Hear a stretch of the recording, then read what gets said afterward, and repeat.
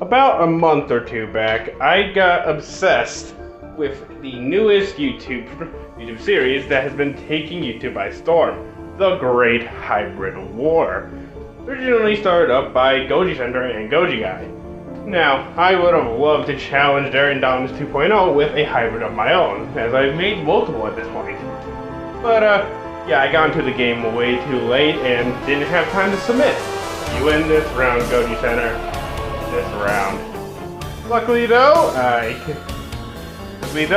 found another one to enter by the YouTuber Harris Sang YT to challenge their hybrid, Lucy.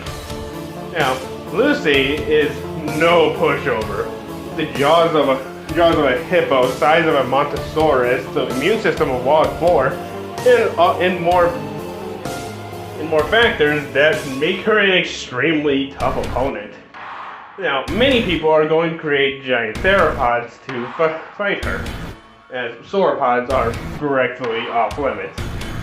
But me, being me, decided that the best option to challenge her was a centipede.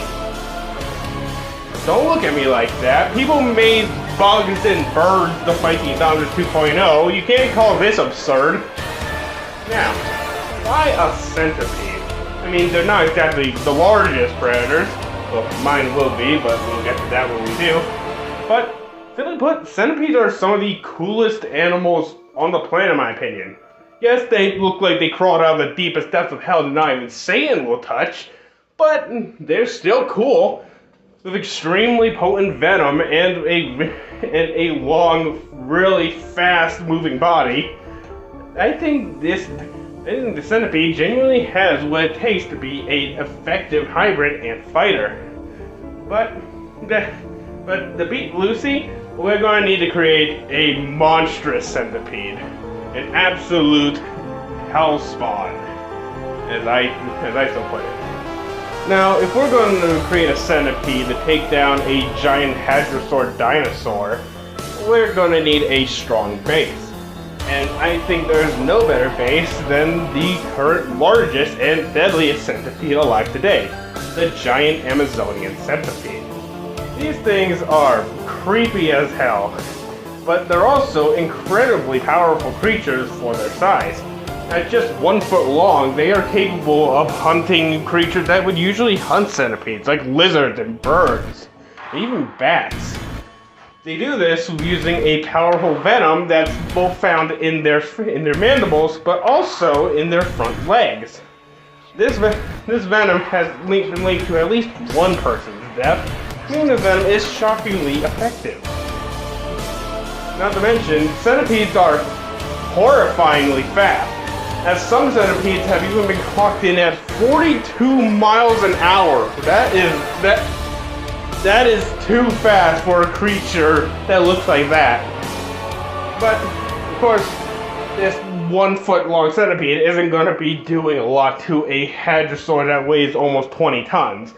This creature needs to be bigger, and if we're going to increase size, I see no better option to increase this size than the Titanoboa and the Arthropleura. Now, adding a snake to a centipede might seem weird at first, but it's actually been done before. People have genetically spliced centipedes with snake DNA to make them larger. So this is not fully out of their own realism. So with the Titanoboa, we get a creature that suddenly grows substantially in size. Not only in size, but in weight as well, making it actually able to stand its ground. The Arthropleura, on the other hand, brings the muscles needed to do something that, well, the Arthropleura was known for: rearing up. The Arthropleura was over 8 foot long millipede from the Carboniferous period, and one of its scariest factors was its ability to rear up its head and upper body. The Arthropleura got to around 9 feet long, but when reared up, it could reach a height of 7'5". By adding these appropriate muscles to my creature, we can make it so this creature can rear up to a horrifying size, towering over Lucy.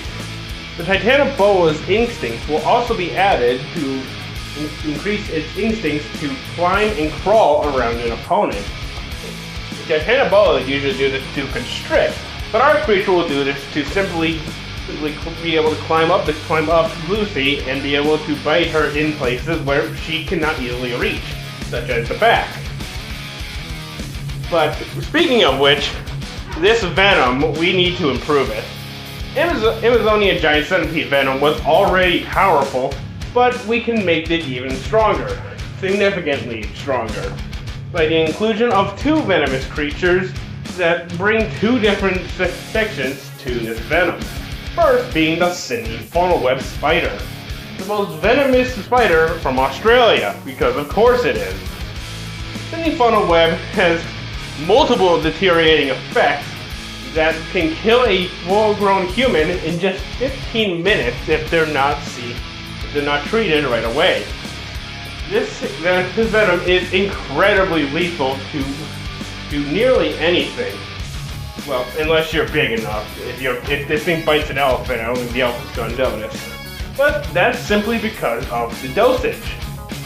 The Sydney funnel web spider only injects about 2 milligrams of venom into a bite, which isn't a lot. But the fact that I can do this much damage with that little dosage makes you wonder, what if it was a large dose?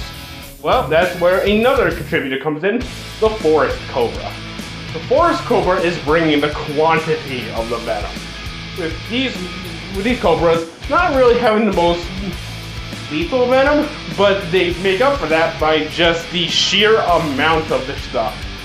With being able to inject close to 570 all the way up to 1,100 milligrams of venom. By mixing the quality of the Sydney funnel web and the quantity of the forest cobra venom, we get the most dangerous venom on the planet. It's capable of taking down even the largest creatures on the planet with relative ease. So we've made it so that even one bite from our centipede is going to be devastating to Lucy. But now we have to look at two other factors. One, Lucy has armor and thick skin from the hippo, meaning it's going to be relatively hard to pierce it with just our normal mandibles. And two, yeah, we're not exactly the most armored. One step from Lucy and we're dead. So, we're going to be including two cricket species to fix these problems. That's right, crickets. Specifically, the bulldog raspy cricket and the armored bush cricket. The bulldog raspy cricket has the strongest bite of any insect on the planet. This comes from both their jaw strength and jaw muscles, and the fact that they have traces of iron in their mandibles. Taking these mandibles and putting them onto our hybrid, along with the appropriate mandible muscles, gives us a bite that can hopefully rip through that thick skin and eject the venom. The armored bush cricket, on the other hand, will provide not only a powerful exoskeleton, but those spikes across the body. This makes it so that even if Lucy ends up stepping on part of our hybrid, not only can centipedes actually survive without sections of their body and can even regenerate lost limbs, but yeah, it's not going to be comfortable on the feet to step on that. Now, our creature seems just about done, but there is one problem. There's a reason that insects this big don't exist in the modern world. Simply put, they couldn't survive. The oxygen levels in the modern day are far lower than that of the Carboniferous period, and thus trying to slap a giant insect in the modern day, they would likely just suffocate. But we can fix this with the addition of two animals. The first one being the Jurassic World Dominion giant locust. Now, yes, we can include creatures from the Jurassic World franchise, but I do want to clarify one thing. Somebody said in this hybrid war, we cannot use other hybrids.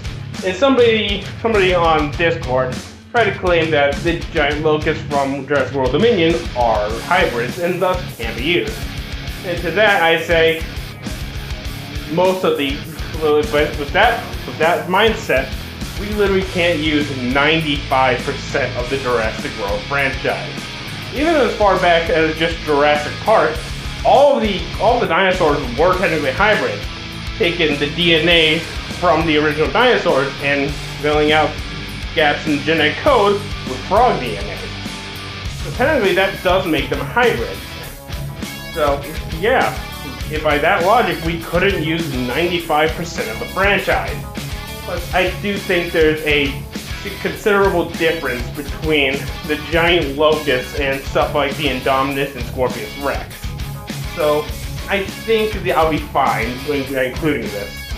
But due to these giant insects being able to survive in the modern day, this does point towards InGen having learned a way to keep these creatures alive in the modern day. But the build of the giant locust is significantly different than the giant centipede we're making. So, just to be safe, I want to include another factor. That being a vertebrated respiratory system. Specifically that of the black vulture. Now, why am I adding a vertebrate respiratory system to an invertebrate? Isn't that going to mess things up? Well, for a smaller creature it might. But for a creature of this size, you can actually effectively add the vulture's respiratory system and not cause too many issues. In fact, this will make it so that this creature can reach these insane sizes in the modern day without suffocating or just collapsing on itself. But I didn't just include the vulture just for that. I included the vulture because of its disease-destroying stomach. As while Lucy isn't going to be spreading any diseases like the Indominus Rex could, it's still an appropriate thing to have due to my creature's lifestyle. As this creature will both hunt and eat both already dead carrion, as well as chasing down prey at alarming speeds. So, by adding this disease-killing stomach, we can make sure that it can indeed handle all its wide variety of prey. So, with all of this in mind, I think I'm ready to reveal my creation, Gigantes Heltanica, also named Phobos, after the Greek god of fear and terror. With a length of between 32 and 36 feet, and a height of 2 feet when all legs are on the ground, and up to 20 feet when reared up. And a weight of 1.5 tons, and is capable of going over 30 miles an hour. I think this creature is amazing. I'm very proud of this creation. If there's any questions about certain things, feel free to ask them in the comments. I will be more than willing to answer because, yes, there is a lot of information about this creature that that can be taken apart. But I think overall this is a really well designed creature that could actually stand a really good chance against Lucy if it's given the time of day. But that's just my creation. I'm excited to see how this unfolds. The Goji-centered hybrid war was a lot of fun to see unfold, and I'm really happy that there's another one that I'm actually able to participate in this time. But with that in mind, we'll have to see how this goes, and for now, we'll just see how this goes. Thank you for watching. Bye.